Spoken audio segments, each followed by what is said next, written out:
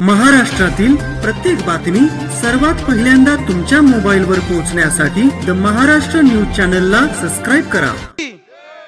जय भवानी, जय शिवाजी।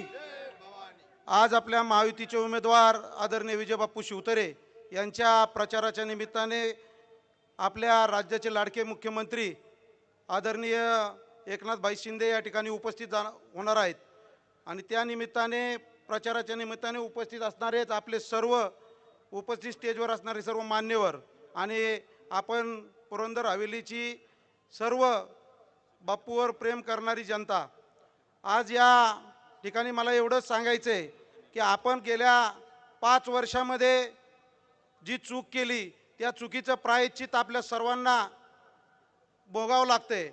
मला खरं तर सांगायचं आहे, काल बालदिन होता, बालदिन। त्यामुळं माझं असं मत आहे, आपल्या सर्वांच्या वतीने या तालुक्याचे आमदार आहेत त्यांना बालदिनाच्या हार्दिक शुभेच्छा दिल्या पाहिजेत। कारण की ते तुम्ही पहा त्यांची वक्तव्य कशी आहेत। विमानतळाला गेट नसतं, विमानतळ एसटी स्टँड असतं, विमानतळाला 8 गेट असतात, ते 8ही गेट पुरंदर तालुक्यातच होणार। त्यामुळे त्यांना आपल्या सर्वांच्या वतीने एक सुरात बालदिनाच्या हार्दिक शुभेच्छा द्या, कारण की त्यांच्यासारखं वक्तव्य इथं कोणीच करू शकत नाही। आज मला आवर्जून सांगायचंय, या भारत देशामध्ये नरेंद्र मोदी 2014 साली पंतप्रधान झाले। त्यानंतर आपण पाहतोय कोविडच्या काळामध्ये मोफत अन्नधान्य असेल, मोफत आरोग्य असेल, मोफत लाईट बिल असेल आणि आपले या राज्याचे मुख्यमंत्री एकनाथभाई शिंदे असतील, देवेंद्र फडणवीस साहेब असतील, यांच्या माध्यमातून एसटी साठी 50% सवलत असेल, या लाडक्या बहिणींना 1500 रुपये असतील, हे सर्व हे एकनाथभाई शिंदेच्या माध्यमातून आणि देवेंद्रभाईच्या माध्यमातून आपल्याला मिळतात। मला खरं तर महिलांना सांगायचंय, बापू या इलेक्शनमध्ये सर्वात जर कुणाचं चांगलं झालं असेल तर महिलांना अतिशय प्रचंड महत्त्व आले। कोण कोल्हापूरला नेते, कोण अक्कलकोटला नेते, कोण गाणगापूरला नेते। अरे पण हे तुम्हाला हे फक्त ह्या महिन्यापुरतं आहे। तुम्हाला 5 वर्ष जर लाडक्या बहिणीचे 2100 रुपये मिळवायचे असतील तर हे महायुतीचं सरकार या ठिकाणी पुन्हा आलं पाहिजे। तुम्ही हे लक्षात घेतलं पाहिजे।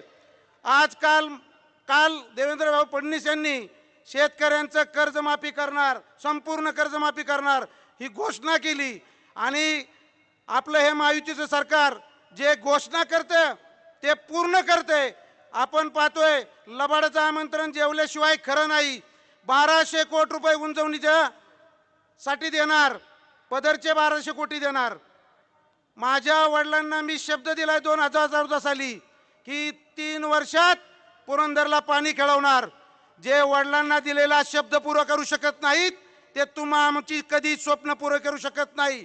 आपण सर्वांनी लक्षात घ्या आणि येत्या 20 तारखेला विजय बापू शिवतरे यांचं जे धनुष्यबाणाचं चिन्ह आहे त्याच्यावर सतसत विवेक बुद्धी ठेवून आपण त्यांना निवडून देण्याचं काम करा। कारण की आपल्या हातून जर चूक झाली तर ती परत बघणार, आपल्याला ती दुरुस्त करता येणार नाही। मला एक सांगायचं आहे, आपले विरोधी उमेदवार आहेत त्यांच्या मागे एक भीष्माचार्य आहेत, भीष्माचार्य। ते सांगतात मी अंग्रेजों के जमाने का जेलर हूँ, पांढऱ्या मिशेवाले।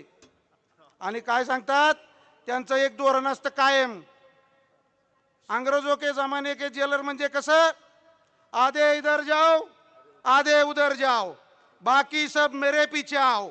त्यामुळे तुम्ही लक्षात घ्या, त्यांच्या पाठीमागे कोण राहिलेलं नाही, सर्वजण बाजूला गेलेत, फक्त ते धडानी तिथं आहेत। मलिदा गँग त्यांची काम करतेय दुसरीकडे जाऊन आणि दुसरे उमेदवार आपल्याला महायुतीचं म्हणून सांगतात। मला इथं सांगायचंय, नरेंद्र मोदींच्या स्टेजवर कोण होतं, बापू होते। त्यामुळे महायुतीचा उमेदवार कोण आहे, महायुतीचे उमेदवार दुसरे आहेत। तुम्ही ओळखून घ्या, त्या मलिदा गँगमध्ये ते सामील झालेले असतील। मी आत्ताच तुम्हाला सांगतोय, तुम्ही सतसत एक बुद्धीला स्मरून काम करा। आणि एवढंच बोलून मी थांबतो। आणि मला एक सांगायचं अजून, हा भगवा झेंडा इथं वर लावलाय.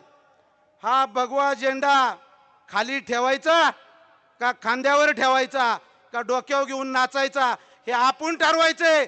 त्यामुळे या 20 तारखेला सर्वांनी अतिशय विचारपूर्वक मतदान करा आणि बापूंना निवडून द्यावा अशी विनंती करतो आणि थांबतो. जय हिंद, जय महाराष्ट्र. या ठिकाणी आमचे भारतीय जनता पार्टीचे जिल्हाध्यक्ष वासुदेव नाना काळे उपस्थित झालेत. त्यांचंही मी सहर्ष असं स्वागत